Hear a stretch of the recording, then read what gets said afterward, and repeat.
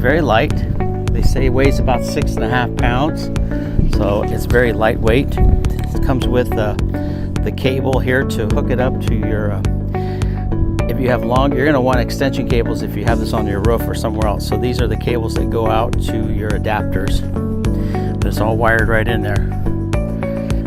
Current 5.4 amps, maximum system voltage 120. Rate of conversion 23 to 25% for your rate of conversion. Water resistance, IP68 water resistance. So this can easily stay outside on your RV.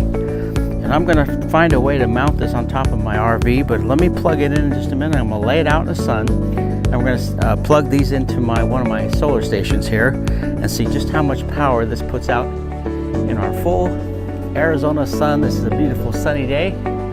A few clouds, but really it's a pretty nice sunny day.